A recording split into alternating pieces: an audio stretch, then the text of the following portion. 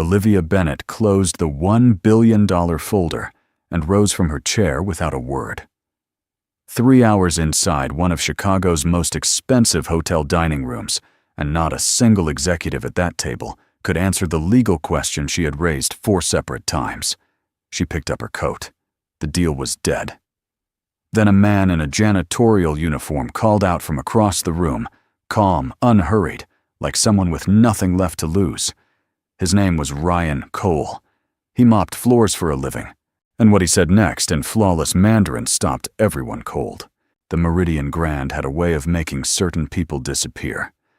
Not literally, but in the manner that luxury space is often managed, through marble and lighting, and the unspoken social contract that divided the people who were served from the people who did the serving. Ryan Cole had worked the night shift at the Meridian for going on 6 years, and he had long since accepted his position on that invisible divide. He pushed his cart down the corridor after midnight, when the chandeliers still burned, but the guests had retired, and the building belonged to nobody in particular. That was the hour he preferred. No one to navigate around. No one to look through him. He was 38 years old, broad-shouldered in the way of a man who had once planned a different kind of life, and then simply never stopped moving once that life fell apart. The divorce had been finalized 4 years earlier, and what it left behind was a financial arrangement that required him to keep working nights and sleep in the afternoon, and keep all his larger ambitions quiet and contained, filed away where they wouldn't embarrass anyone, least of all himself. His supervisor, Savannah Hayes, had made clear within his first year that there was a correct scale for the people in his department, and Ryan had never quite fit it. He worked harder than most, complained, less than anyone, and somehow that combination had made her trust him less, not more. What Savannah did not know, what almost no one at the Meridian knew, was what Ryan did during the hours when the building was quiet, and his route was mechanical, and his hands were occupied, but his mind was entirely free.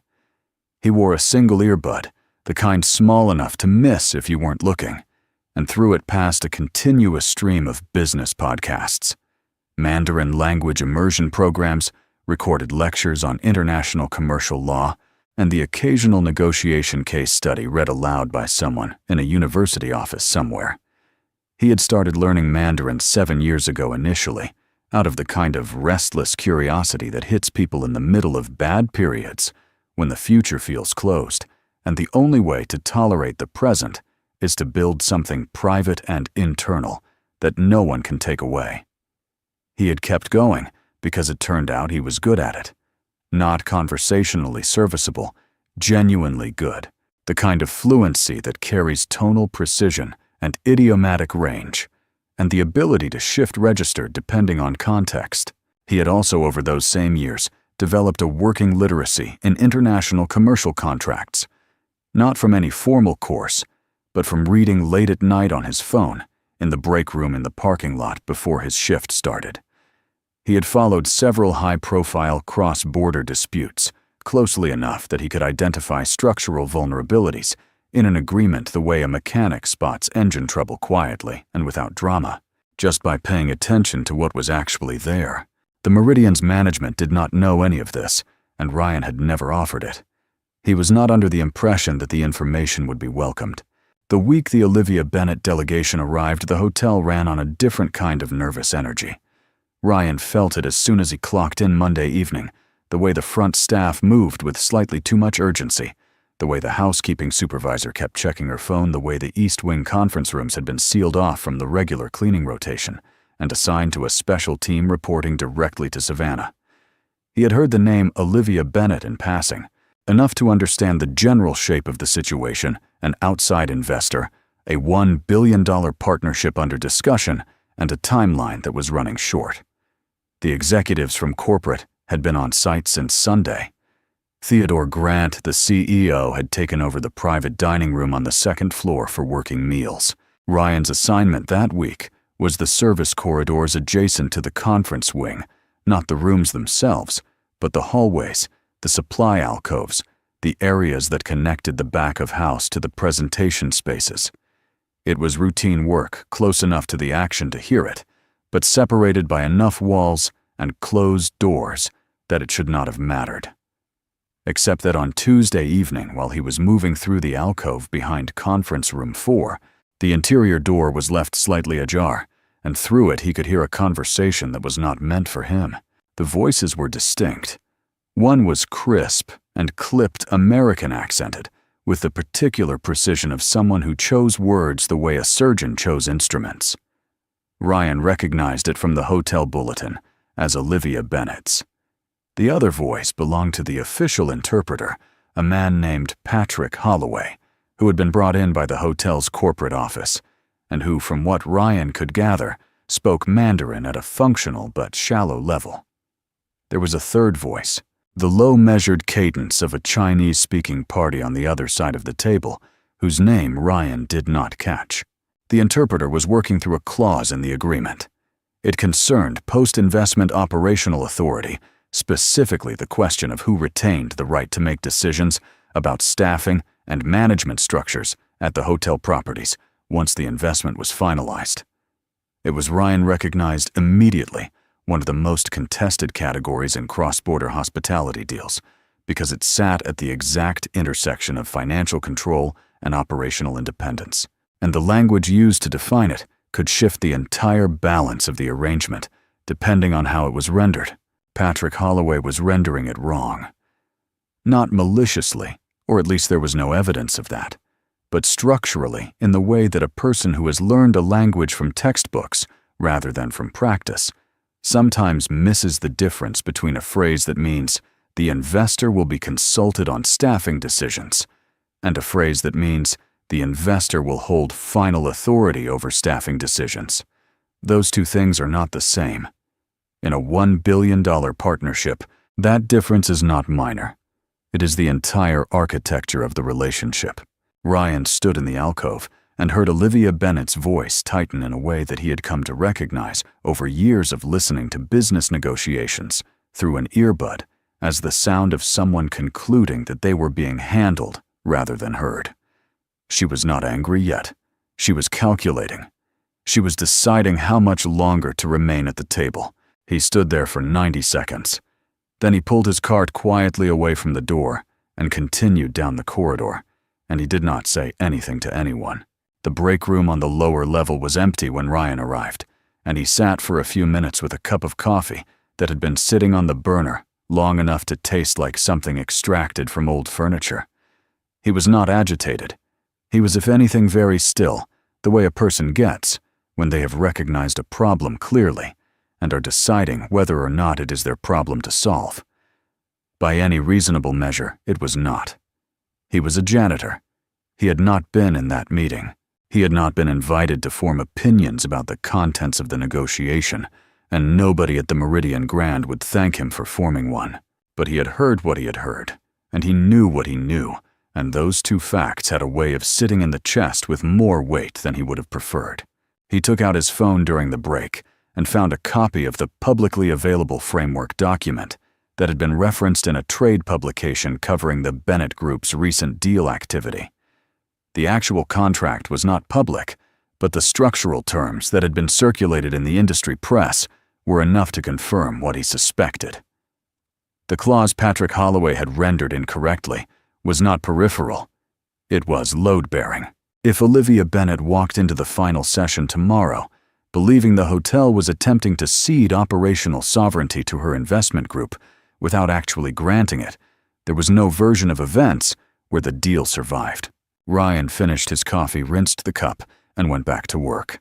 The following afternoon, Ryan was finishing the service corridor on the east wing when he turned a corner and nearly walked into a man he didn't recognize well-dressed, carrying a tablet, moving with the kind of purposeful distraction that meant he was trying to locate something and was not entirely sure where to look.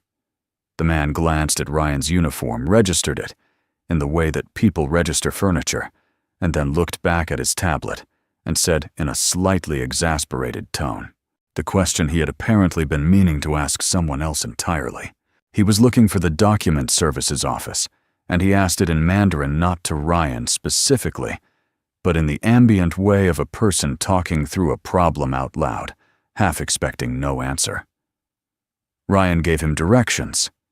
In Mandarin, clear, fluent, entirely natural, with the particular cadence of someone who had spent years training himself to sound like he belonged inside the language. The man looked up from his tablet.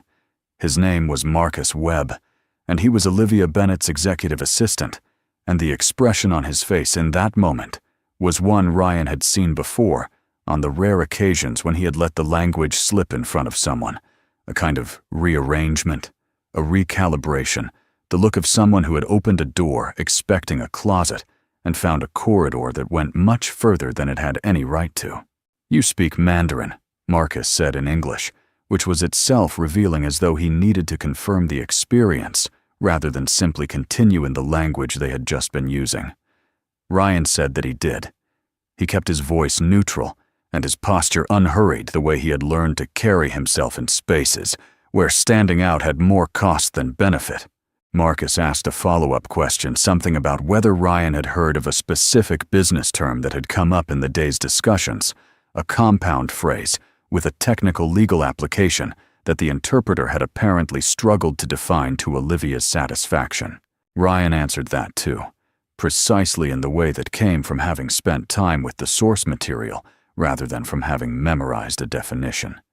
Marcus looked at him for a moment, with the expression of someone filing information away for later, then thanked him and moved on down the corridor. He did not get to see how that conversation ended for Marcus. Savannah Hayes appeared at the far end of the hallway. He saw her before she reached him, saw the exact moment her eyes moved from Marcus Webb's retreating figure to Ryan's face, and then down to the cart behind him, and then back up again, with the particular expression of someone who has identified a situation that requires immediate correction. She waited until Marcus had turned the corner before she spoke. She was not loud about it. Savannah was never loud when there were guests within range, but she was absolutely clear. She told Ryan that he was not to initiate contact with any member of the investors' party. She told him that his assignment for the remainder of the week was restricted to the lower-level service areas and the parking structure.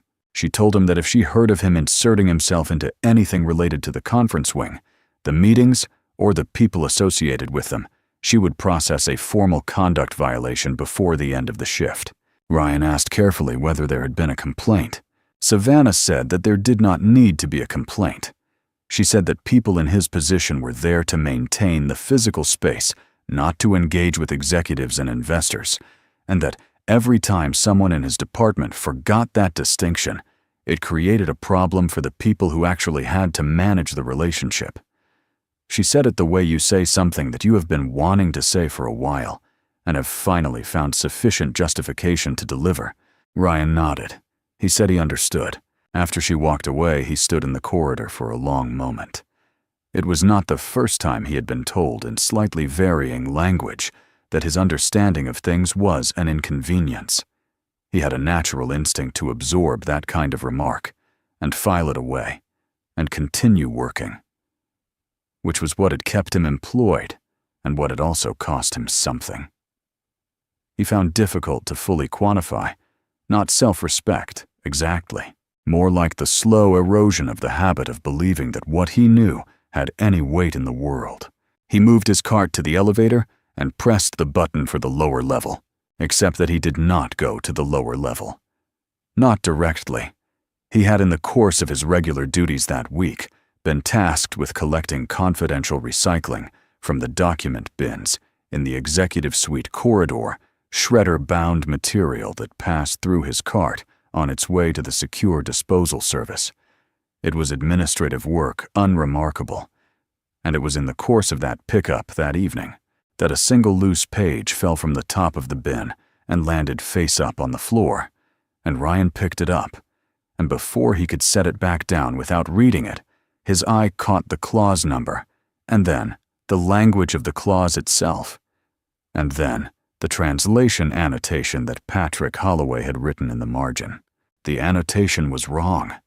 Not approximately wrong, structurally, fundamentally wrong, in a way that had carried through into the afternoon session, and would carry through into the final session the following morning if nothing changed. The Chinese source phrase indicated a consultative role for the investor in operational matters. Holloway's margin note rendered it as binding authority. The difference meant that Olivia Bennett had spent 2 days negotiating under the assumption that the hotel was offering her something it had never offered, and the hotel's executives, none of whom read Mandarin, had no idea the discrepancy existed. Ryan held the page for a moment. Then he set it back on top of the bin, secured the liner, and wheeled his cart to the service elevator. He had until 8 o'clock in the morning. He spent the next several hours with his phone, a legal pad he kept in his locker, and the particular concentrated focus of a person who has spent years preparing for a problem without knowing exactly what shape it would take. By the time his shift ended, he had a clear, precise, documented account of the translation error, its source in the original text, and its implications for the clause at dispute. He also had somewhere under the methodical calm the full weight of what he was about to decide. Going back down to the lower level and saying nothing was the rational choice. It was the safe choice. Savannah had not been ambiguous, and Ryan was not someone who could afford to lose his income.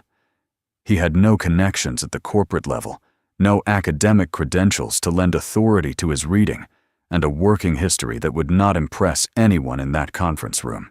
The moment he walked through that door, he would be walking through it as a janitor, and that was the first thing every person in the room would see, and the lens through which every word he said would be filtered. He thought about that for a while. Then he thought about the $1 billion deal that was going to die in the morning because nobody in a position of authority had been paying enough attention, and about the gap between what people assumed he was capable of and what he had spent 6 quiet years actually becoming. He folded the legal pad, put it in his jacket pocket, and made the decision that there was no version of himself he respected who stayed quiet. Ryan arrived at the hotel at 6:45 in the morning, more than an hour before his shift was scheduled to begin. He had not slept. He had spent the remaining hours of the night going over the legal pad in the kitchen of his apartment, working through the translation error a second time, and then a third, making sure that what he had wasn't a misreading, wasn't overconfidence, wasn't the kind of mistake that comes from knowing just enough to be dangerous. It wasn't. He was certain, and certainty in his experience was not always enough, but it was what he had, and he was going to have to use it. He changed into his uniform, clocked in through the service entrance, and went looking for Theodore Grant. He did not go looking for Savannah. That calculation had been made the night before, and it was the one part of the plan he had not second-guessed. Savannah would shut the conversation down before it started, and she had the standing to do it. Theodore Grant was the CEO, and he was the only person in the building whose authority over the situation was large enough to override the objection that Ryan anticipated would come the moment anyone saw who was bringing the information. Theodore was in the second-floor dining room, the same room where the working meals had been held all week, now cleared, except for a coffee service and a stack of folders at the end of the long table. He was standing at the window, with a phone pressed to his ear, when Ryan came through the service entrance. A young assistant near the door looked up and started to say something, and Ryan said quietly and evenly that he needed 3 minutes with Mr. Grant on a matter concerning the interpreter and the translation of the operational authority clause in the Bennett agreement. He said it the way you say something when you have decided that the worst possible outcome of saying it is still better than the alternative. Theodore ended his call and turned from the window. He was a composed man in his late 50s, with the kind of measured expression that came from years of keeping his reactions out of the room until he understood the situation. He looked at Ryan at the uniform, at the cart positioned near the service door, at the legal pad in Ryan's hand, and he did not dismiss him immediately. That was the first thing that surprised Ryan. Not warmth, not welcome, but a measured stillness that suggested Theodore Grant had seen enough surprises in his career to know that the next one might come from anywhere. Ryan laid the legal pad on the table and walked Theodore through the discrepancy. He kept it focused and technical. citing the source phrase, the correct interpretation, and Holloway's rendering, and he explained in plain language what Olivia Bennett had been hearing for 2 days versus what the hotel had actually offered. He did not editorialize. He presented it as a structural problem with a specific origin. The way he would have explained a broken pipe or a faulty ventilation relay here is the system. Here is where it failed. Here is what happens if it continues to fail. Theodore listened without interrupting. When Ryan finished, the CEO picked up the legal pad and read through the notes for a full minute. Then he set it down and asked one question: how long had Ryan been studying Mandarin? Ryan told him. Theodore asked if he could translate a specific phrase from the contract live right now from the original Chinese text. Ryan said yes. Theodore pulled a document from one of the folders on the table and read the phrase aloud. Ryan translated it, gave him the alternate rendering that Holloway had used, and explained the grammatical basis for the distinction between the two. Theodore looked at the legal pad again for a moment. Then he made a call. What happened in the next 40 minutes was not comfortable for anyone involved. Savannah Hayes arrived on the second floor to find her CEO in conversation with a member of the overnight janitorial staff, and the expression that crossed her face was the specific combination of disbelief and controlled fury that comes when a system you have maintained very deliberately is shown to have a gap in it. She did not raise her voice. She pulled Theodore aside and spoke to him in the low, clipped register of someone making a case they fully expected to win, and Ryan stood near the window and waited, looking at the Chicago skyline beginning to catch the early light, and did not try to hear what was being said. He could guess. He had been on the other side of that argument his whole adult life.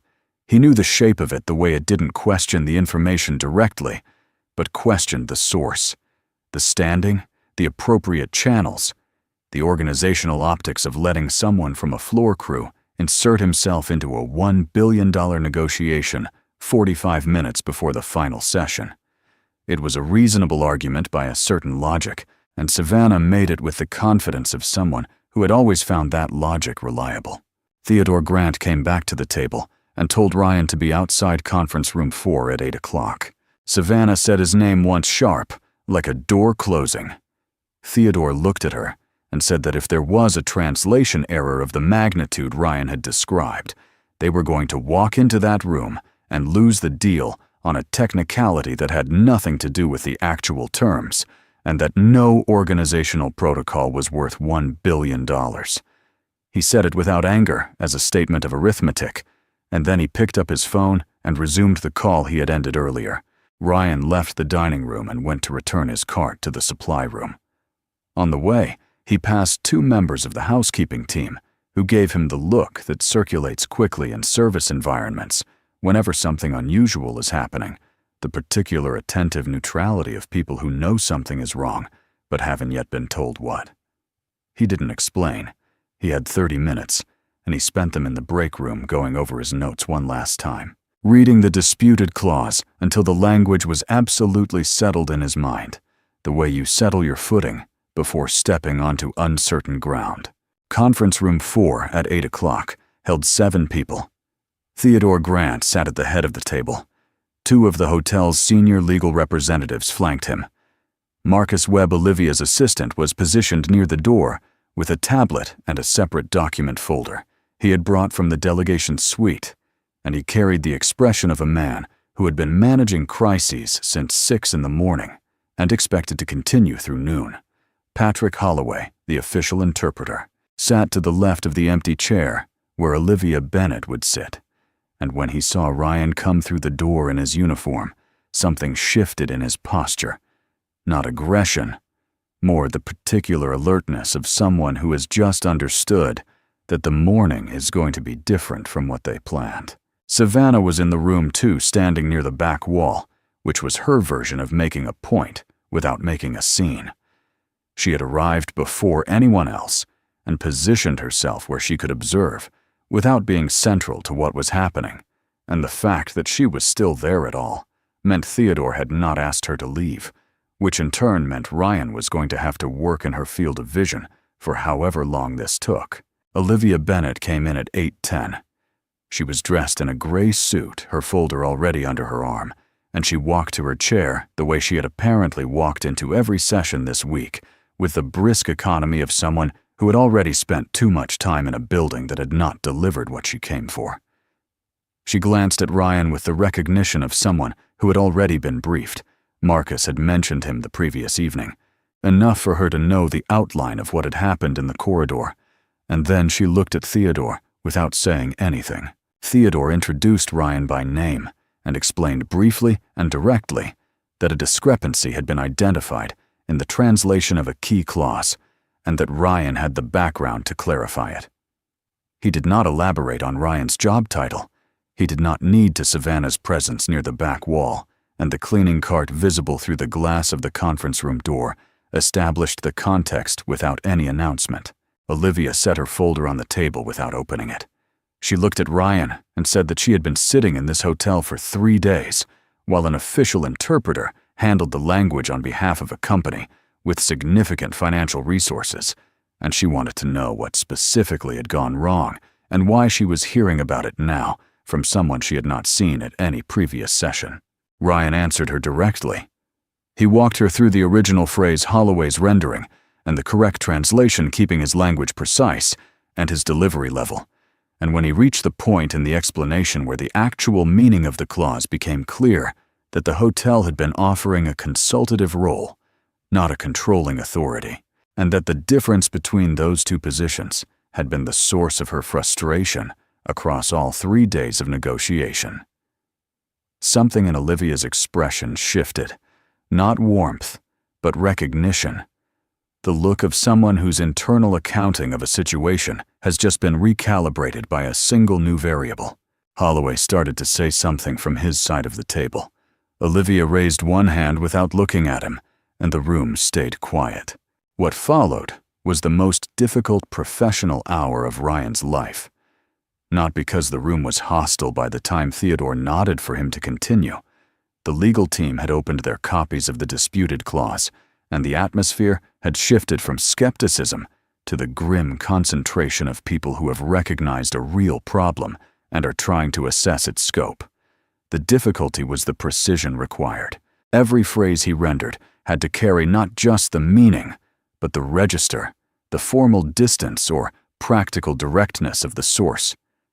Text, the difference between language that was contractual and language that was diplomatic. The places where the Chinese phrasing carried an implied concession that plain English would flatten into something harder-edged than intended. He worked through it methodically, translating cross-referencing with the legal team's annotations, fielding questions from Olivia's side in Mandarin and questions from Theodore's side in English, and holding both threads simultaneously. Savannah had moved to a seat near the window at some point and was no longer standing, which Ryan took as the only signal of progress available to him from that quarter. Marcus was typing steadily on his tablet.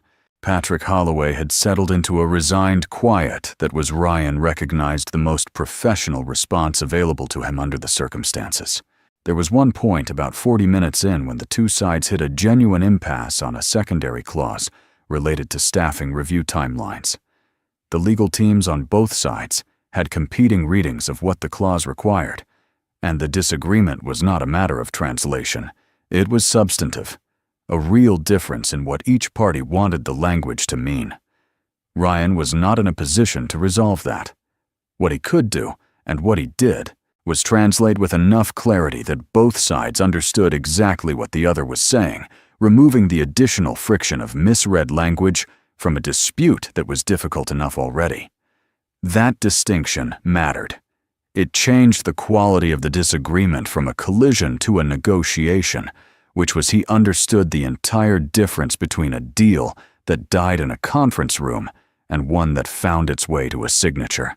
Olivia had been largely quiet for the second half of the session, taking notes, asking precise questions, and waiting for complete answers. Ryan had spent enough time listening to negotiations to know what that kind of quiet meant. In a person of her profile, it meant she was deciding. She was running the numbers, recalibrating the terms against the new translation measuring the hotel's actual offer against what she had spent 3 days believing she was being manipulated into accepting. The calculus was changing, but Ryan could not read the outcome, and the room had the particular suspended tension of a structure that hasn't yet declared whether it's going to hold or give way. Then Olivia closed her folder. She did it with the same measured efficiency she brought to everything else, squaring the edges against the table, setting it under her arm. She stood. She said in a tone that had lost all its earlier heat and replaced it with something more final. This process has cost my team 3 days and a significant amount of trust. The translation issue explains the misunderstanding, but it doesn't explain why your organization allowed this to go on until this morning. She looked at Theodore. I'm done.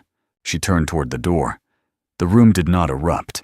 It went still in the particular way that a room goes still when something irreversible appears to be happening, and no one has yet found the language to stop it. Theodore's legal team exchanged a look. Marcus was already on his feet. Savannah, near the window, had the expression of someone watching a fire they are professionally obligated not to touch. Ryan said her name. He said it in English first, just her name, and she stopped with her hand near the door, not because of the name itself, but because the voice was level and unhurried, in a way that was different from every other voice in the room. Then he said in Mandarin clearly enough that every Mandarin speaker at that table could hear it without question. You weren't betrayed. You were just listening to the wrong person. Olivia Bennett stood with her hand on the doorframe. She did not turn around immediately. The silence in the room was total, not the silence of emptiness, but the silence of 8 people holding very still while something shifted.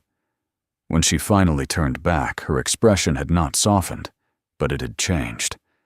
There was a quality to it that Ryan had not seen on her face at any point during the session, the look of someone who has decided to hear one more thing before making a final decision. She came back to the table. She did not sit down. She set her folder back on the surface and looked at Ryan with the direct, evaluating attention she had previously reserved for the legal documents in front of her, and she said, "Then say what needs to be said." Ryan said what needed to be said. He did not start with the contract. He started with the problem underneath the contract. The fact that for 3 days, 2 parties had been negotiating in good faith, while a third party positioned between them as a neutral conduit had been introducing a distortion so consistent that both sides had adapted their responses to a version of the discussion that did not actually exist. He said this without assigning intent to Holloway. He said it as a structural observation, the way you describe a cracked foundation without speculating about the construction crew. Then he turned to Marcus, who had the document folder he had carried into the room at the start of the session, and asked him to open it to the operational authority clause. Marcus set it flat on the table between Ryan and Olivia, and Ryan walked her through the full arc of the misread clause, where it appeared in the original agreement, how Holloway's rendering had shifted its meaning, and what the hotel's legal team had actually been trying to offer her when they drafted it. Olivia stood at the table and listened. She did not sit, and Ryan did not suggest it. He understood, in the way he had come to understand a great many things, by watching rather than participating, that she needed to receive this information from a standing position that sitting back down felt to her like a concession she had not yet decided to make, and that forcing that decision prematurely would lose her again. So he spoke to her, as she was, standing on the other side of the table with her folder under her arm, and he was careful and exact, and he did not hurry. When he reached the staffing authority clause, the one that had functioned as the axis of the entire misunderstanding, he translated the original phrase aloud in Mandarin first, then rendered it in English, and then showed her the difference between that rendering and what had been placed in the margin of Holloway's annotated copy. The difference was 17 words. In legal terms, it was the difference between an investor who had a seat at the table and an investor who owned the table, and the hotel had never offered the latter, and Olivia Bennett had spent 72 hours believing they had, and then were trying to retract it. She looked at the page for a long time. Then she looked at Theodore Grant, Theodore said without qualification that what Ryan had described was accurate, and that the hotel took full responsibility for the failure of communication. He said that the offer on the table was, and had always been, a consultative partnership, genuine, substantive, and structured for mutual benefit, and that nothing in the original terms had been designed to mislead or diminish the scope of her authority within the agreed framework.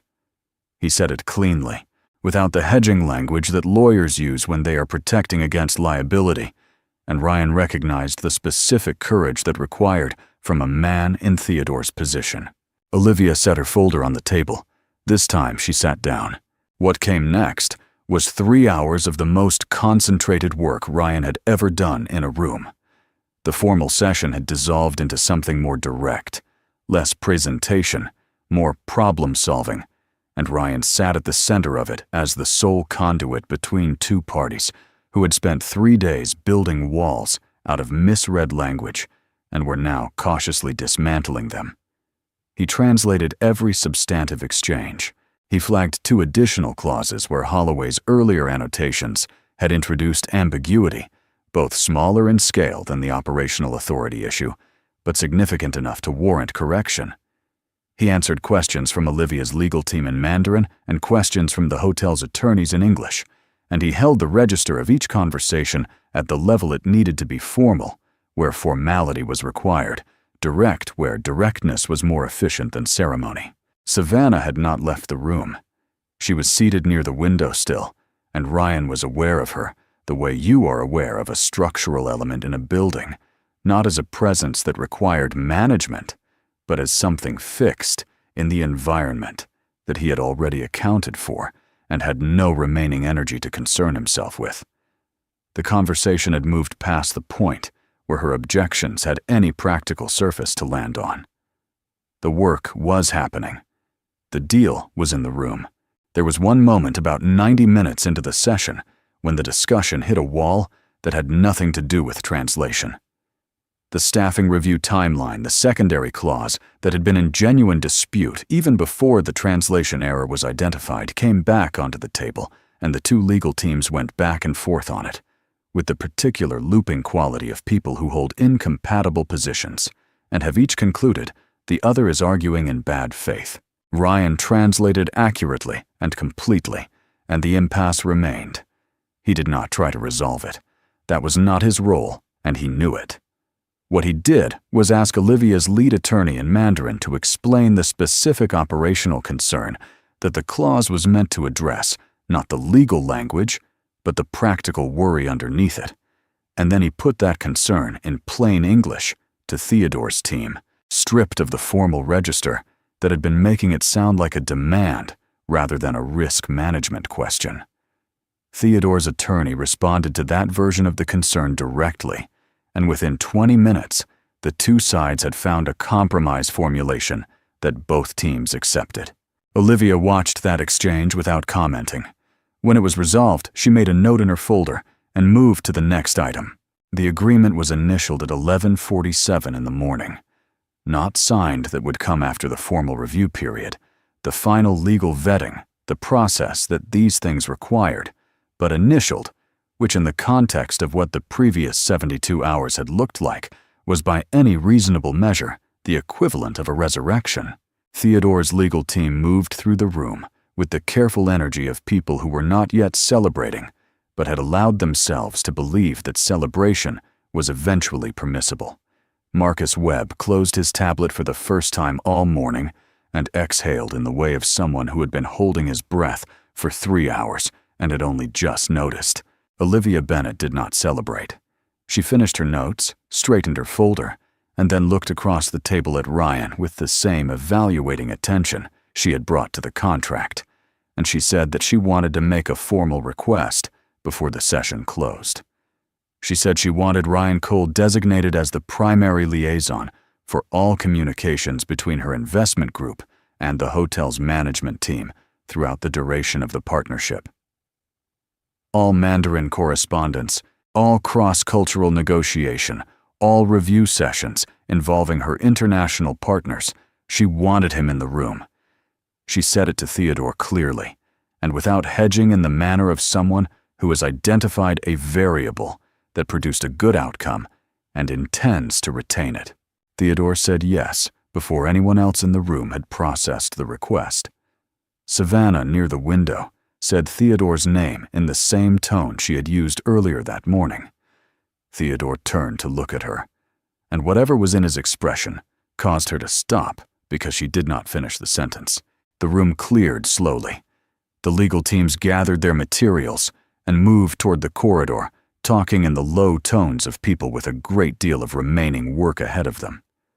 Marcus Webb stopped near the door and told Ryan in Mandarin that Olivia's primary negotiating partner in Beijing would specifically want to work with someone who understood both the language and the contractual context, and that this appointment was not ceremonial. Ryan thanked him and meant it, and Marcus nodded once and followed his team out.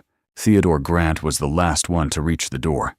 He stopped and turned back into the room, and Ryan was still at the table gathering the legal pad he had carried from home that morning, and he looked up as the CEO approached.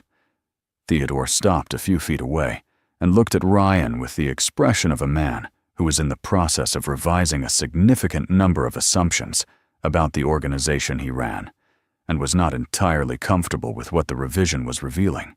He said, "The person who saved this deal today was not in an executive chair. He wasn't in the room because we invited him.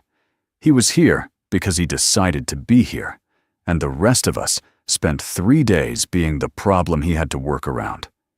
He said it directly and without the managed cadence of a prepared statement, which meant he was saying it for himself as much as for Ryan.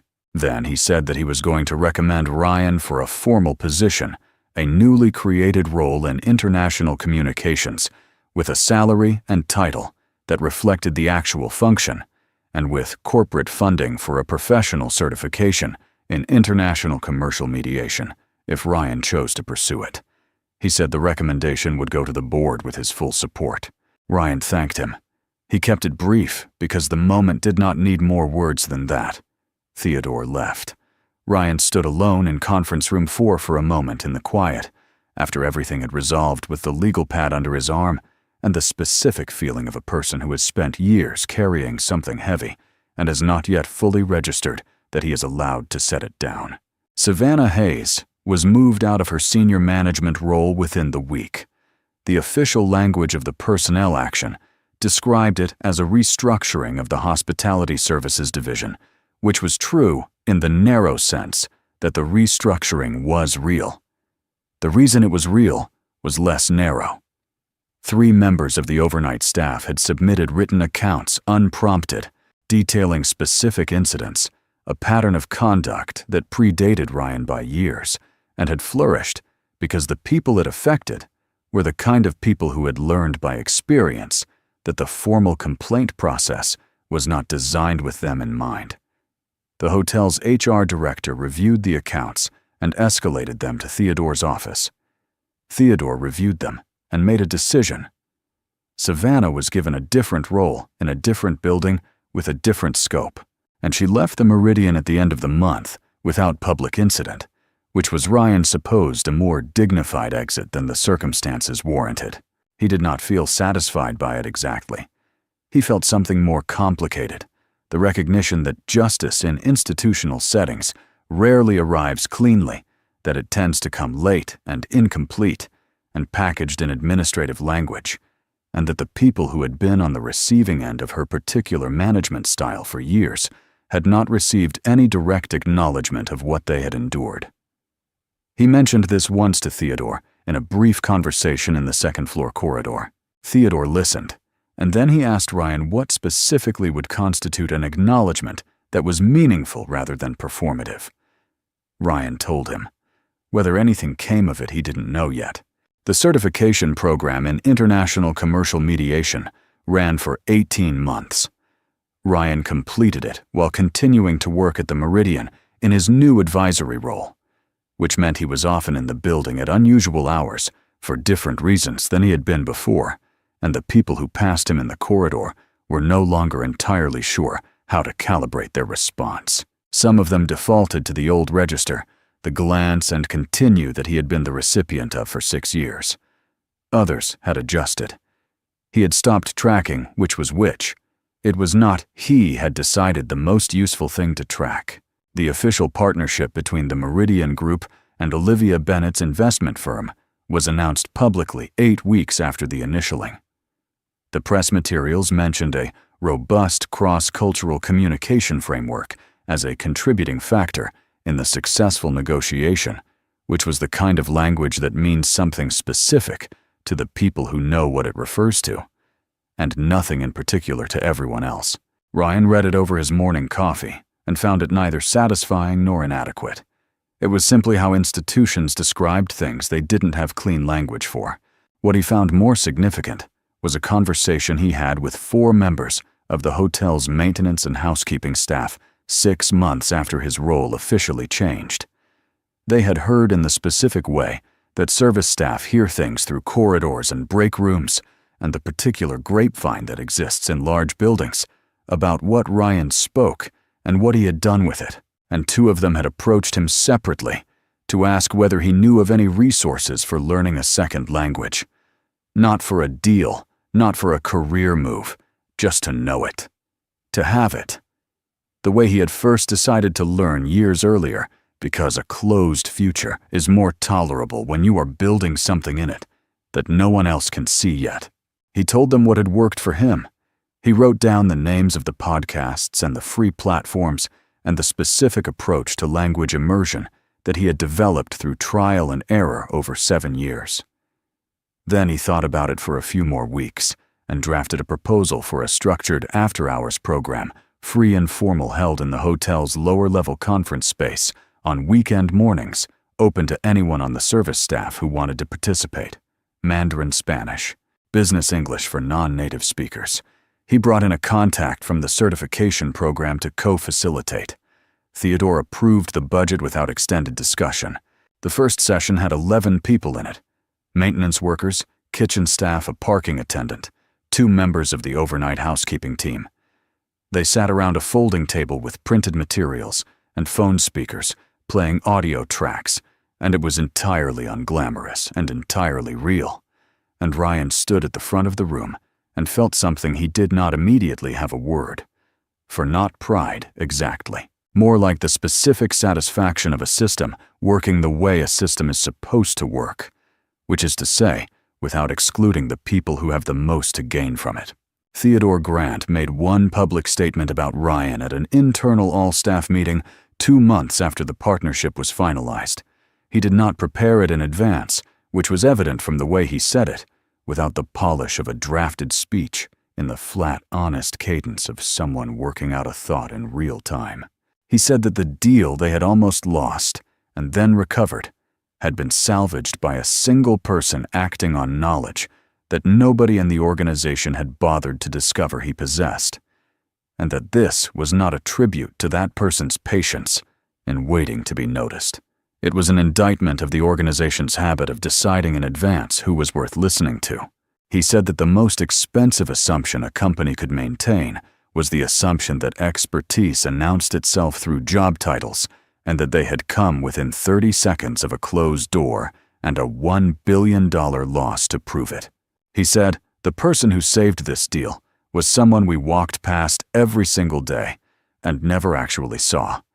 That's not his failure. That's ours. The room was quiet in the way rooms get quiet when something true has been said plainly. Ryan was not at the all-staff meeting. He was in the lower-level conference space running the second session of the language program with a different group of people and the same folding table and the same unglamorous, entirely real process of learning something that the world had not offered them a formal path to reach. He heard about the speech later secondhand, the way he had always heard about the things said in rooms he wasn't in. He thought about it for a while. Then he turned back to the session and he kept going. There is a kind of knowledge that institutions are built to recognize, credentialed, titled, arriving through the correct sequence of doors, in the correct order. And then there is the kind that gets built in the margins, in the hours when no one is watching, and the future is something you construct alone. because the world has not yet offered to help you construct it. The distance between those two things is not intelligence. It is not ability. It is only opportunity, and the question of who gets offered it and who is left to build their own way through regardless. Ryan Cole had spent 6 years building his, and when the moment came, he walked through the door,